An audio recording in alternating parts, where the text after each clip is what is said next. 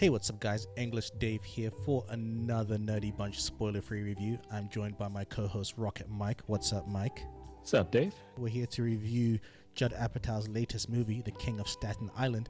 This is another one of those movies that was affected by COVID-19. It was supposed to be released in theaters, and it got released this past Friday as we record this on demand. It is available to see on demand. And the synopsis is as follows. Scott has been a case of arrested development since his firefighter dad died.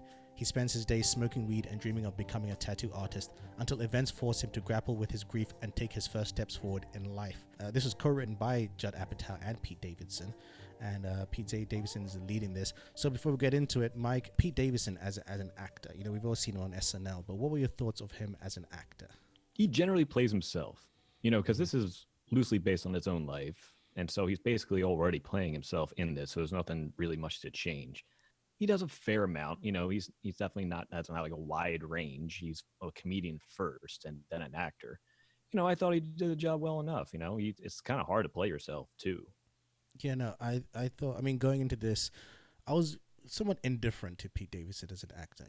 You see all this stuff on SNL and some stuff that comes out in the media about him. And I was interested. I was like, okay, Pete Davidson leading a movie with Judd Apatow. Let's see how this goes. And you mentioned it's a comedy, though. But I will say that to people listening who haven't seen or watching, it's not a straight comedy either, though. It's more of a dramedy in some places. It's Judd Apatow's kind of. It reminded me of This Is 40. Yes, where it was kind of like a dark 40. comedy. Yeah. And I think if you're going in expecting like side-splitting hilarious comedy, you're going to be disappointed. It's not that movie. It's got some moments, but it does. It's got those moments. Not knocking it for what it is. Like you said, Pete Davidson's a comedian first, and I think that shows in this movie. But in terms of the movie itself, like you said, it's somewhat autobiographical, and for me, I like the narrative of the movie, but I think it took too long in some places, like especially the first act, right? The first half. I think the first half, there's so much that doesn't matter ultimately, and then the second half is when I really got into the film. Once Bill Burr's character comes in and the dynamic with him and Marissa Tomei and that narrative, Definitely. And the firefighter house, and once we got there, I was like, oh, this is what the movie's about. Now it's a film. Yeah. I feel like it was half based on Pete Davidson's life, the other half kind of giving a point of view of Staten Island as a whole. And so the first half kind of focuses on what it's like living in Staten Island. The other half is more on how Pete, or Scott is his character, how he's now moving forward with his life, and or not. Yeah, exactly. So it's kind of a film based on two subjects, and I wish it were like, I would rather focus more on Pete or Scott, especially how it opens, right? Yeah. I think how it opens kind of sets you up as if we're going to be dealing for with sure. this, because he has these issues, anxiety, like you mentioned, and almost like a death wish in some instances, right? And I feel like the movie mentions it, but we don't deal with it as much as we could. And it's only problematic because it's so interestingly set up, right? You're like, ooh, I want to know. And I want to kind of take that to the characters, right? Some of the side characters. I think most of them are very interesting, but we don't get the time we want. No, great supporting cast. Great supporting cast. Like, almost overshadow him in some points. Heavy hitters. Marissa Tomei, Bill Burr, Steve Buscemi, yes, actually, right? Has a great role in that one too. But even what's her name? His girlfriend Kelsey. Belle Powley, who's great. actually an English actor, and she nails a Staten Island accent, or like New York general accent, I guess you can say. But it is like specific to Staten Island. You would never know she was from across the pond. In fact, her narrative in this film could be its own film. For sure. In a weird way. Oh, yeah.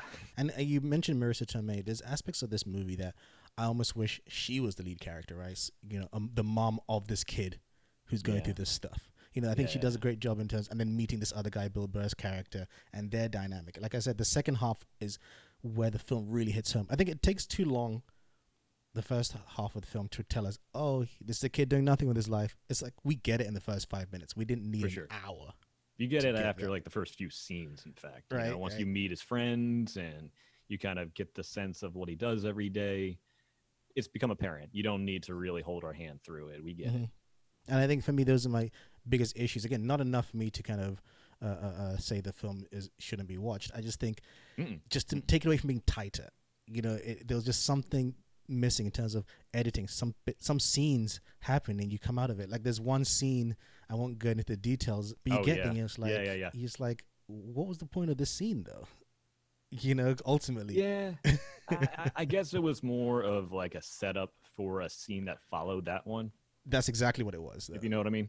Yeah.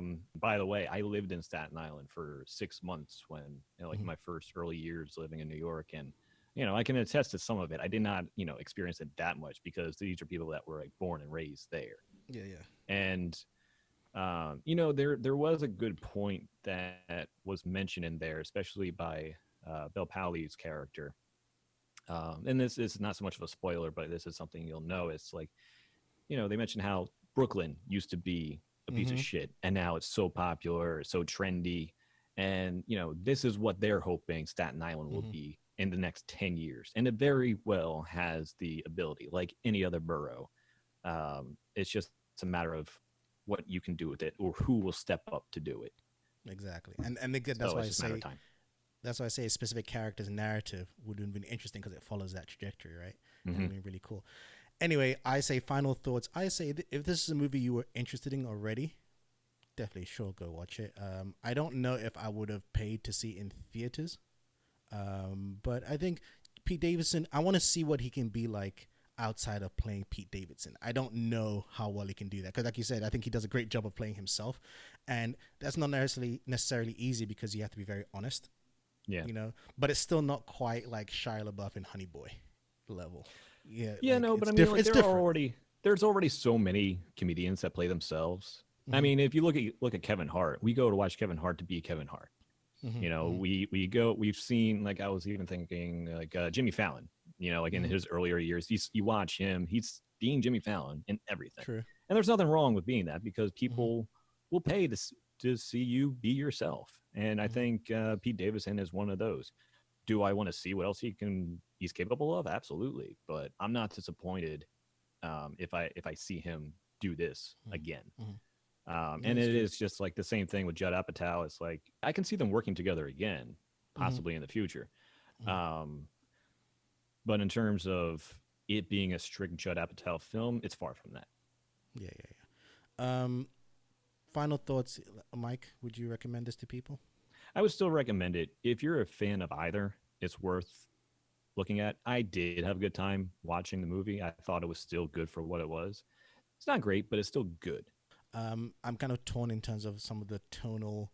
Uh, it's the tone shifts a lot. There's some jokes that are like, how you get some comedies that require you to kind of suspend belief. Mhm. Where it's like, okay, these are heightened comedies. Like elements of game night and things like that. There are moments where that that kind of stuff happens, and I'm like pulled out for a bit. There's a moment that happens at one of his workplaces, the restaurant, and I was just like, this is Yeah, like funny, but this where is did kind that of come random. from? Yeah, it This is was so so random. random. It was still funny, Yeah, and it's I still like funny. it's definitely a joke they bring back, but it was Yeah. like, who does this and where did this come from? That So was like it that was the most ridiculous part about the movie. I still exactly. take it, but I was like, It's no, like this what? doesn't happen. It's Like, like come on. what? Yeah. And that's the thing. I think there's moments like that, subtle moments. That's the most extreme, but there's subtle moments like that. But I still enjoyed the movie for what it is. And like you said, if you're someone who's already interested and you're interested in the things that it touches on, then go for it. My biggest problem has just come from the sprinkles of interest that's put in the film that I wanted to kind of follow those threads. So not Yeah. necessarily for what it didn't have. It's just that what it had but didn't really play with, But and that's just me nitpicking. Anyway, on that note, have any of you guys seen the movie? What are your thoughts on this movie? Let us know. Find us on social media at The Nerdy Bunch. Thank you, Rocket Mike, as always. Thank you, English Dave. My name is English Dave, and this has been a Nerdy Bunch spoiler-free review for The King of Staten Island. And as always, Mike, Keep it nerdy. keep it nerdy, guys. Peace.